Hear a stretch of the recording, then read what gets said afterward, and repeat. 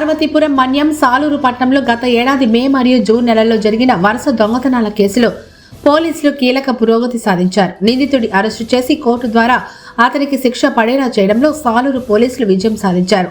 మే నెలలో సాలూరులోని బాలాజీ మొబైల్ షాప్లో దొంగతనం జరగగా ఈ ఘటనలో దుండగుడు 13,000 నగదు, 4 మొబైల్ ఫోన్లను దొంగిలించాడు. శాస్త్రీయ ఆధారాల కోసం పోలీసులు ఘటనా స్థలం వేలిముద్రలు సేకరించారు. ఇక జూన్ నెలలో కోటా జంక్షన్ సమీపంలోని కోట దుర్గమ్మ గుడిలో హుండీ దొంగతనం జరిగింది. ఇందులో సుమారు 3,000 నగదు దొంగిలించబడింది. సీసీటీవీ ఫుటేజీ మరియు శాస్త్రీయ ఆధారాల సాయంతో పోలీసులు నిందితుడిని గుర్తించారు. నిందితుడు విజయనగరం జిల్లా రామభద్రాపురం మండలం కొట్టేకి గ్రామానికి చెందిన లోపిటి గణేష్ ఆయనగా గుర్తించారు. పోలీసులు పటిష్ట దర్యాప్తు, పక్కా సాక్ష్యాధారాల సమర్పణతో నిందితుడిపై నేరం రుజువైంది. గౌరవనీయ జేఎఫ్సీఎం మెజిస్ట్రేట్ హర్షవర్ధన్ నిందితుడికి తగిన శిక్షను ఖరారు చేశారు.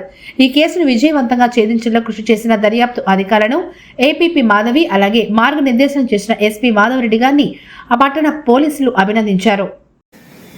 గుడ్ ఆఫ్టర్నూన్ అందరికి కూడా. మనకి సాలూరు పట్టణంలో 2025 సంవత్సరం మే అండ్ జూన్ నెలలో మే నెలలో బాలాజీ మొబైల్ షాప్లో ఒక దొంగతనం జరిగింది. ఈ దొంగతనంలో 13,000 రూపాయల క్యాష్, 4 మొబైల్స్ గుర్తెలు వ్యక్తి దొంగిలించడం జరిగింది.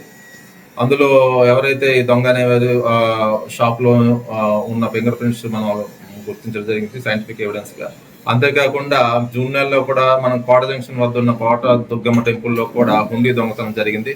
ఆ హుండీ దొంగతనంలో సుమారు 3,000 రూపాయలు ఆ హుండీలో డబ్బులు ఈ దొంగ అనేవారు దొంగిలించింది. ఇంట్లో దర్యాప్తులో భాగంగా మరి అక్కడ ఉన్న సీసీ కెమెరాలో ఉన్న ఛాయాచిత్రాల ద్వారా మనం లోపిట్టి గణేష్, ముద్దాయిన లోపిట్టి గణేష్ అన్న సింహాచలం కొట్టక్కి గ్రామం, రామభద్రాపురం మండలం, విజయనగరం జిల్లా, ఇతన్ని మనం గుర్తించి అతన్ని అరెస్ట్ చేయడం జరిగింది.